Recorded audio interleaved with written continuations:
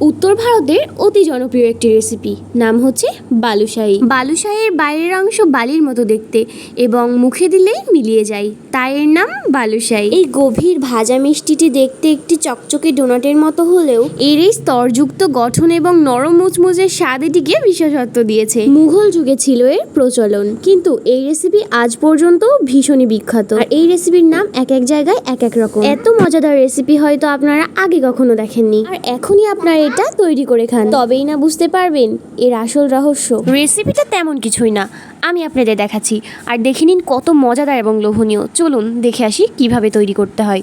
ভিডিওটি দেখার আগে আমাদের চ্যানেলটিকে সাবস্ক্রাইব করে দেবেন এবং পাশে থাকা বেল আইকন প্রেস করে দেবেন। এর জন্য লাগবে 300 গ্রাম ময়দা। এবার এর মধ্যে দিয়ে দেব সামান্য পরিমাণে লবণ, আর দিয়ে দেব হাফ চামচ বেকিং পাউডার। এবার এগুলোকে একসঙ্গে একটু ভালো করে মিশিয়ে নিতে হবে। মিশিয়ে নেওয়ার পর দিয়ে দেব পরিমাণ মতো ঘি। ঘিটা আপনারা একটু বেশি করে দেওয়ার চেষ্টা করবেন। তারপর খুব ভালোভাবে ঘিটা দিয়ে ময়াম দিয়ে নিতে হবে। আপনারা ঘিয়ের বদলে সাদা তেলও ব্যবহার করতে পারেন।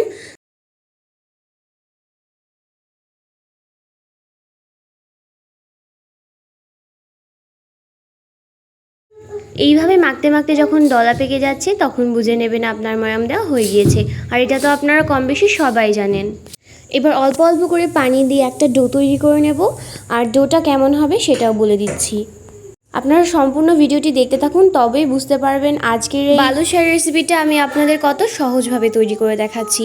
আর আপনারাও এটা খুবই সুন্দরভাবে বাড়িতে বানিয়ে নিতে পারবেন যদি পুরো ভিডিওটা দেখেন এবং বুঝে নিতে পারেন।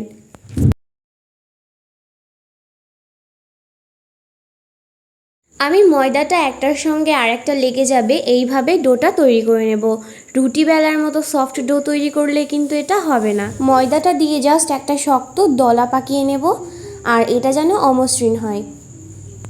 এবার এদিকে আমি কড়াই গরম করে দিয়ে দিচ্ছি এর মধ্যে 1 বাটি চিনি। চিনির মধ্যে দিয়ে দিচ্ছি আমি 2 বাটি পানি। আর ডোটা এবার 20 মিনিট রেস্টে রেখে দিতে হবে। এবার এর মধ্যে দিয়ে দিচ্ছি আমি 2টো ছোট এলাচ, আর দিয়ে দেবো সামান্য একটু ফুড কালার। আপনাদের কাছে যদি কেশর থাকে সেহেতু আপনারা কেশরও ব্যবহার করতে পারেন।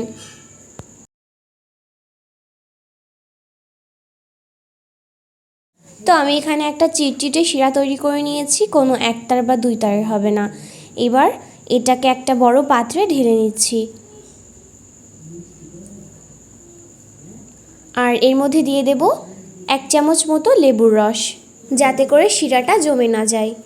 20 মিনিট হয়ে গিয়েছে। এবার আমি ডোটা নামিয়ে নিচ্ছি, আর একটা জায়গাতে নিয়ে নিয়েছি। এবার এইভাবে হাতের সাহায্যে এইভাবে একটু প্রেস করে করে বড় করে নিতে হবে। এখানে কিন্তু কোনো বেলনি টেলনির কাজ চলবে না, হাত দিয়ে কিন্তু এই কাজটা করতে হবে। এবার মাঝখান থেকে একটা কেটে দিয়েছি আমি, তারপর আবার একটু কেটে দিচ্ছি।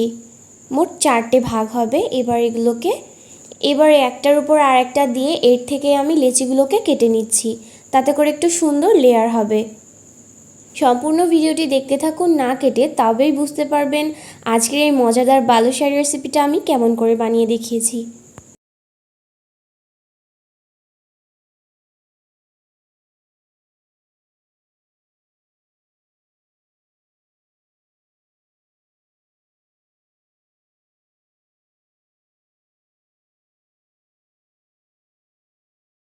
সবগুলো লেচি কাটা হয়ে গিয়েছে। এবার এর থেকে একটা নিয়ে আমি এইভাবে হাতে করে গোল করে নিয়েছি, তারপর অল্প একটু চ্যাপ্টা করে দিয়েছি, আর মাঝখানে আঙুল দিয়ে একটু গোল মতো করে নিয়েছি। তারপর ধারগুলো আর একটু গোল করে নিয়েছি, যাতে করে এটা খুব সুন্দর একটা ডোনাটের শেপ হয়ে গিয়েছে। আপনারা চাইলে আপনাদের পছন্দ মতো শেপ দিয়ে নিতে পারেন, তবে এই বালুশাহীর শেপটা এরকমই। আর এই শেপটা যে আপনাদের পুরোপুরি গোল করতে হবে এটার কোনো কথা নেই, আপনারা এটা যেমন খুশি তেমন বানিয়ে নিতে পারেন। এই দেখুন, এইভাবে আমি সবগুলো বালুশাহী তৈরি করে নিচ্ছি। আমাদের চ্যানেলে আরও মজার মজার রেসিপি আছে, আপনারা চাইলে গিয়ে দেখে আসতে পারেন। কিছু রেসিপি আমি আপনাদের দেখিয়ে দিচ্ছি।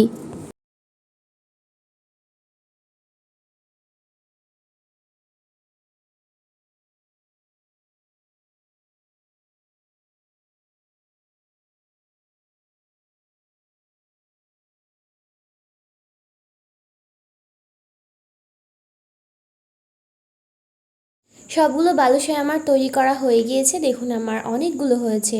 এবার এইদিকে আমি একটা কড়াইতে দিয়ে দিয়েছি সাদা তেল। তেলটা গরম হয়ে আসলে আমি এর মধ্যে বালুশাইগুলোকে একে একে দিয়ে দেব।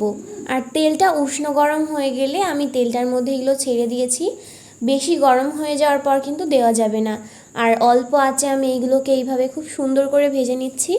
দেখুন কি সুন্দর ফাটল ধরেছে। এইভাবে খুব সময় নিয়ে উল্টে পাল্টে আমি এগুলোকে কালার করে ভেজে নিচ্ছি।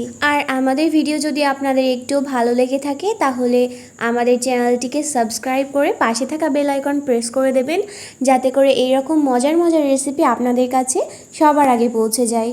আর একটি লাইক করে দেবেন এবং আপনার বন্ধু মহল ও ফ্যামিলিদের কাছে শেয়ার করতে ভুলবেন না। আর একবার হলে রেসিপিটি ট্রাই করে দেখবেন বাড়িতে। আর আপনার রেসিপিটি কেমন হয়েছে সেটি আমাকে কমেন্ট করে জানাবেন। এখানে বালুশাইগুলো আমার ভাজা হয়ে গিয়েছে। এবার আমি একটা ছাঁকনির সাহায্যে তেল ছেঁকে এই বালুশাইগুলোকে তুলে নিচ্ছি।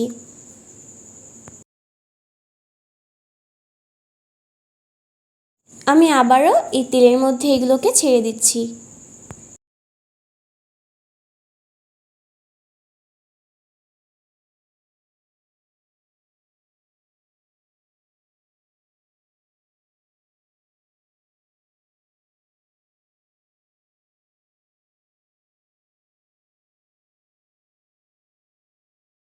এবার এদিকে যেই শিরাটা বানিয়ে রেখেছিলাম সেই শিরাটা একটু ঠান্ডা হয়ে গিয়েছে।